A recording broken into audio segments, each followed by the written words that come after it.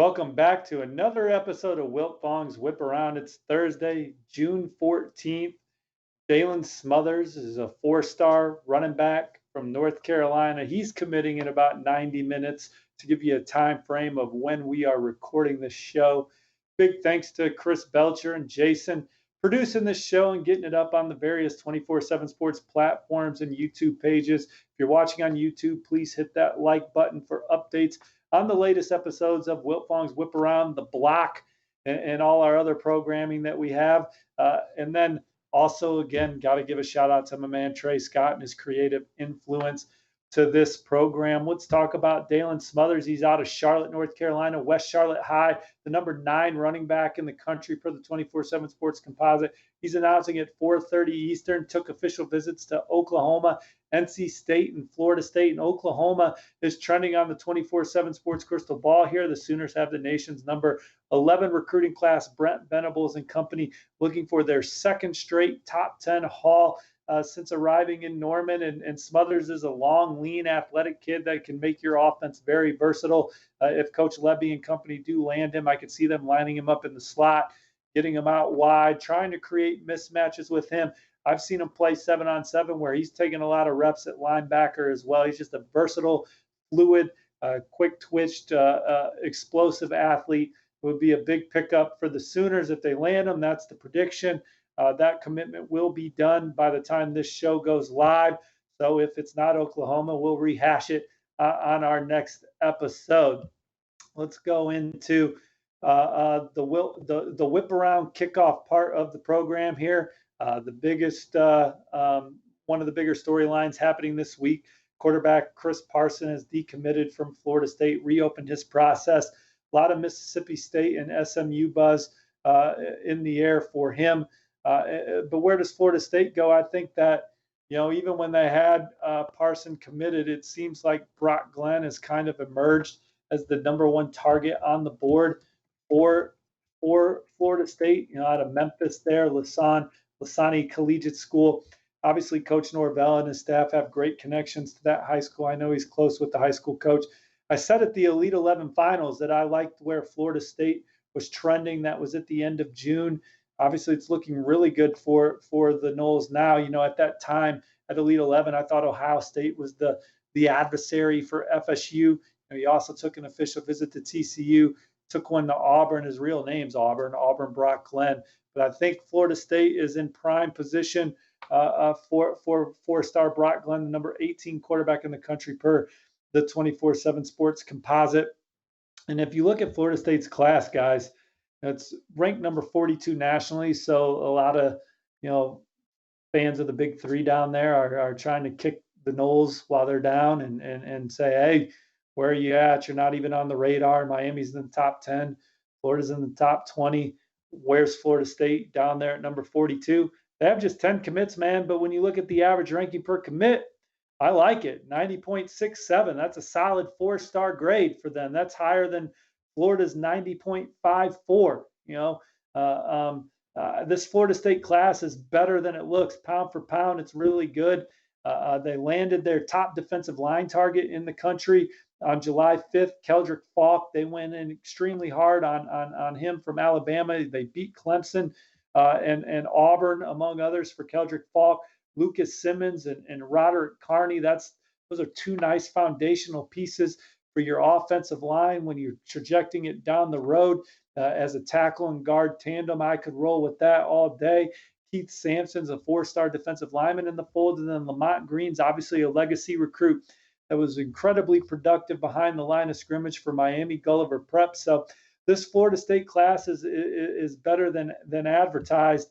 Or if you're just looking at the grade, and they're in on some other guys, man. They're in on 5-star receiver Shelton Sampson. They're among the top 3 or 4 for top 247 defensive lineman Jordan Hall. They're in the mix for DJ Chester and linebacker Blake Nicholson. They could beat Oregon for the 4-star from out west. So a lot of names on the board for Florida State. Their top targets are just deciding on a different timeline, but pound for pound, it's a really good class. I want to say it's even. Now, let me go into these ACC rankings here before we pivot into the next topic. And on our website, boys, we got to click like 4 different things to get to ACC. I need to send some some tickets in to get this done. But they have what would be the fourth best pound for pound class in the ACC, even though their ranking is number 10 in the conference. And then I think that average ranking per commit would put them in the top 15 nationally too. So pretty good class for Florida State here. We'll see how they build on it, like where they stand with Brock Glenn. Made some pretty big 24/7 Sports crystal balls this week. Caleb Downs, the number one safety in the country, he's closing in on his college decision. So wanted to get a current pulse pick in there. And I like Alabama. That does not mean that I'm sleeping on Ohio State here. I think the Buckeyes are the competition. Those are the two teams I'm looking the hardest at right now for Caleb Downs, number 10 overall player in the country, number one player in the Peach State. He took 4 official visits in June, started his travels with Georgia, then made it to Notre Dame, then hit Alabama and Ohio State in that order to end it. And look, I just think, first of all, I think Caleb Downs is as good a bet as there is in this class to be a first round draft pick. If you're like Steve, put $100 down on who's going to be a first round draft pick in this class, I pick Caleb Downs. I mean, the way he is wired, he's an incredibly smart, high IQ football player that just comes from terrific pedigree, incredibly competitive kid, athletic. Got 14 career interceptions, just a nose for the football, just a natural football player, terrific tackler, just a man of routine. You know, his days are mapped out, his goals are mapped out. I just love everything about Caleb Downs. And, going into his decision, I think that Alabama checks a lot of the boxes for him. I think he's clicked with a lot of the staff, Charles Kelly, T-Rob, Coach Golding, Coach Saban. I think on his official visit, the official visit to Alabama really kind of humanized Coach Saban. I think he looked at Coach Saban as a guy that was, one of the greatest coaches of all time. Obviously, terrific defensive back pedigree. His program's a well-oiled machine. But on his official visit, he got to ride on a golf cart with Nick Saban. He really got to just talk to Nick Saban as a person and see that this is a man that can joke around with you, and you can have fun with Coach Saban. And I know that him and his family talked to Coach Saban about entrepreneurial things, and I know they really enjoyed that aspect of it, spending time with the players, getting their thoughts on their experience at Alabama and what it's like. I think just their track record of NFL draft picks and sustained NFL careers really speaks to Caleb. And then, I know his mom was, loved the Culver House and the First and 10 Club and the things that the Bama Business School and all those things they have going on are also enticing. Ohio State's got a lot to offer. Also had a great official visit there. Enjoyed hanging out with the players and the recruits. You see the Ohio State recruits recruiting Caleb hard on social media. I think he's connected with those guys. Perry Eliano, he talks to him as much as anybody. Ohio State safeties coach. Ohio State's still swinging. I think he's going to talk to Ryan Day later today and meet with him. But they like Coach Knowles, the new defensive coordinator, and his multiple coverages and the way they're going to use him. They're going to use him as safety, nickel. They blitz him. I think that the opportunity for Caleb to lay down some really good film at Ohio State makes that interesting. And then thereafter, the player development that they have for their athletes off the field with internships and resume building, and the city of Columbus being a vibrant city, I think those are exciting things as well. But the predictions on Alabama, I think a decision will come sooner rather than later. I think Ohio State's very much in it. Still communication with Georgia. Notre Dame, the biggest long shot of them all. That's kind of how I assess the battle of Caleb Downs here, coming down the stretch run as he makes a difficult decision between 4 playoff contenders and the defending national champs in there. And Samson Okunlola, my colleague Brian Doan and I crystal balled the 5-star offensive tackle to Miami. Took his official visit to the U on June 24th. I think that they've really set the bar in this recruitment. Alabama and Michigan State are in it. There's other schools communicating, Oklahoma, Oregon.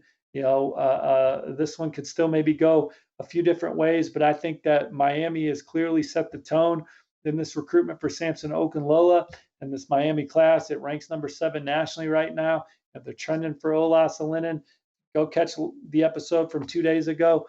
talk about several other guys that they're in the mix for and pushing hard for. One of them, safety Jaden Bonsu. Ohio State is really pushing hard for him too. I had an early crystal ball on Ohio State for Bonsu. I recently flipped it to Miami. I do think Ohio State is still very much alive in that one, and we'll see if Bonsu still decides to announce on the 20th, because I think that Ohio State is starting to maybe gain some momentum there. Where do we want to go from here, boys? I think we want to pivot to some weekend recruiting commitments on the docket. So let's start with Troy Bowles. He's the number 2 linebacker in the country for 24/7 Sports. He is the son of Todd Bowles, the head football coach for the Tampa Bay Buccaneers. He's a guy that's, in 5-star consideration when you talk about who are the top 32 players in the country. I think we have him number 37 in the top 247. Georgia's sitting at number 9 in the rankings. I think Georgia's the team to beat. Ohio State's gone hard on Troy Bowles. Oklahoma's gone hard. I think Georgia's really set the tone here. And this is going to be, this is trending towards being the best linebacker class in the country. They land Raylan Wilson, who's a sub-11 guy in the 100-meter dash. They have C.J. Allen committed, who's a 2-way stud for Lamar County Comprehensive there in Barnesville, Georgia. He can absolutely run as well. And then you add in Bowles. That is an insane linebacker trio. And no surprise, coming off the year that Georgia had, they had 3 players drafted at the position. They like to be interchangeable with their linebackers. They cross-train them at all the positions, get them good experience. They get a ton of snaps. Bowles is one that's been terrific. A 3-year varsity starter with almost 300 career tackles. He's just got a nose for the football, short area burst, change of direction tackling ability. That group could be insane for Georgia, and like the way it's trending for the defending national champs. Jaden Greathouse from Austin Westlake is announcing his college decision this weekend. Notre Dame is the team to beat for him, as they have the number 2 class in the country. They're trying to make a move on Ohio State for number 1. Jaden Greathouse helped Austin Westlake win their 3rd straight state title over the year or this past season. And his coach, Coach Dodge, raved to me about Greathouse, and I'm digging for that story now. I did a feature on Jaden Greathouse, and Todd Dodge. I talked about the way Caleb Downs is wired. I think Jaden Greathouse the same way. Just very serious competitors that came into their high school programs with a lot of buzz and hype and completely lived up to it because their work ethics are off the charts. Greathouse has unbelievable hands. One-on-one ball skills are as good as anybody in the country. A smooth route runner that can go up and get the football, does the dirty work and blocks. Got over 3,000 yards receiving and 43 touchdowns going into his senior year. Would be a big pickup for Notre Dame as they try and get their receiver room up to championship level snuff. They're a program overall as a championship level contender, but one of the rooms that has been holding them back from maybe finding an extra win or two at the end of the year has been that wide receiver room.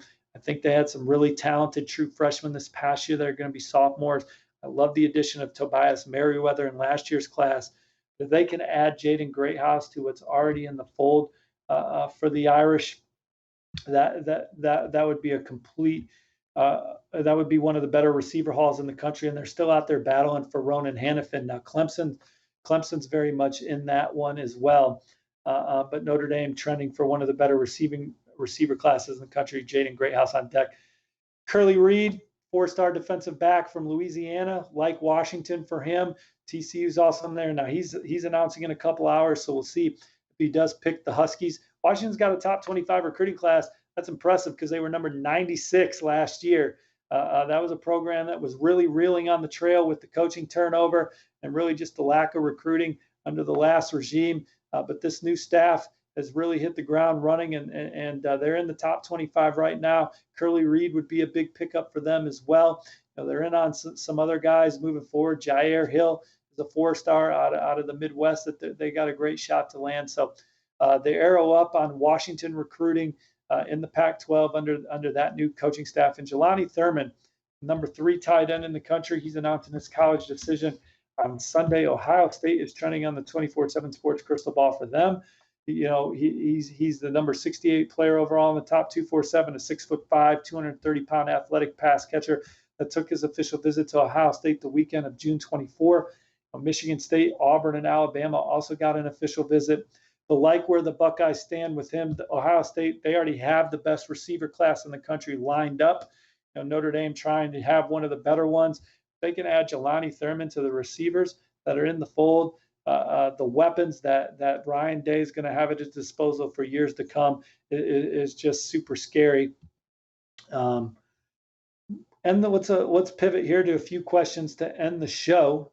Philly fan 593 wants to know what I think of this Michigan recruiting class so far and their potential down the road. Well, coming off a college football playoff and winning the Big Ten, I probably would have thought that they would have had a little more mojo coming into this cycle. They sit at number 36 nationally. They just had an awesome recruiting win this week, landing Ina Etta, who's in our top 100 out of Covenant Christian Academy, a 6'5", 260-pound defensive lineman that can play on the edge.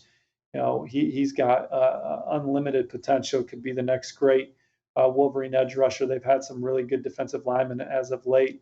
Ojabi, Aiden Hutchinson, Rashawn Gary. Why am I drawing a blank on my man Quiddy Pay, who plays here in Indianapolis where I live? They've had some really good ones, and Etta is someone that fits that mold, and so does maybe Collins Echiapong, who's 6'7", 254 pounds. They've recruited some big-bodied defensive linemen that are athletic and versatile. I think that those are guys that can maintain the standard that we just saw for Michigan. And Samaj Morgan and Frederick Moore are playmakers at the wide receiver position that can be dynamic, as Michigan recruited a lot of speed over the last couple cycles at wide receiver and running back. So can we maintain that standard in those rooms? Can Benjamin Hall come in and push a guy like Donovan Edwards? Can Cole Cabana, who's a sub-11 guy in the 100-meter dash, do the same at running back? Moving forward, I just don't, right now, I'm sure guys will emerge and we'll see who they like on senior tape. Obviously they're in the Nicholas Harbor sweepstakes. He's the number 1 athlete in the country. They're 6'5", 225 pounds with elite speed. Has all the traits to be an unbelievable outside linebacker or tight end. But who else? What other elite guys are they? Are they like in the thick of it for right now? There's some guys that have them on short lists. I don't know if they're one. I think DJ Chester is probably a name that Michigan fans should talk about more. The offensive tackle from Georgia. I think he really likes Michigan. But I don't. They're not. They're pushing hard for Jai Hill, who I mentioned in the Washington segment. But there's just not a whole lot of. I haven't been writing a lot about Michigan this cycle. We'll see if that changes going into the season and who they're in on moving forward. Pivoting to the next question, at S Wiltfong 247, where does Chase Basantis end up? Epic D3C Dave Clark III wants to know. Well, I'm probably keeping. I like the way it's trending for Texas A&M. I think that they've done a terrific job recruiting him. They've done a good job in New Jersey in general with Elijah Robinson and then Coach Adazio obviously having a track record there. He took his official visit June 3rd. I think him and TJ Shanahan are trending towards Texas A&M right now. But I'm not sleeping on Michigan State for Basantis. I wrote an article earlier this week that I like Texas A&M's position, but I knew Michigan State was talking to him later in the day. The Spartans hosted him on official weekend of June 17th, and you can't sleep on them. Coach Kapalovic does as good a job recruiting offensive linemen as anyone in the country, and Michigan State certainly has rich tradition recruiting the state of New Jersey as well. So those are the two I'm kind of watching the closest there for Chase Basantis, but I kind of like the way it's trending for A&M. And then let's end the show. Quackback 90 wants to know who I like for Colton Vasek. I know he loved his visit to Oregon, his official visit to Oregon. I think there might have been some travel logistic issues that may have made that trip a little frustrating. But the actual visit itself, I think, was a home run. So I think that the Ducks are strongly positioned for the second Austin Westlake guy we're going to talk about in the show. We talked about Jaden Greathouse earlier, but Bassick, he was one of their more disruptive players on the best high school football team in the country. 16 tackles for loss, 10 sacks, 2 forced fumbles. I believe his dad played at Texas. Texas is the other school that I'm looking the closest at. Oregon and Texas, I think, are in a good spot. He visited Clemson, he visited Oklahoma, took an official to Texas Tech as well. But I could, if he picked Oregon, I wouldn't be surprised. If he picked Texas, I wouldn't be surprised. Well, guys, I just wanted to, as we close out the show, we have coming up rankings release on Monday on 24/7 Sports. We were going to do it this past Wednesday, but we have the Future 50 event this weekend, so we wanted our analysts to get some eyes on some guys one last time before going into dropping on Monday. Gabe Brooks, Cooper Patagna, Chris Singletary, and the crew, they've got it pretty much put together. Just going to go into Future 50 and see if there's some tweaks coming out of that event. We're going to have some new 5 stars. It's going to be an exciting drop on Monday. But I'm going to be on vacation, so I'm going to be retweeting that from afar. So there will be no Wiltfong's Whip Around next week.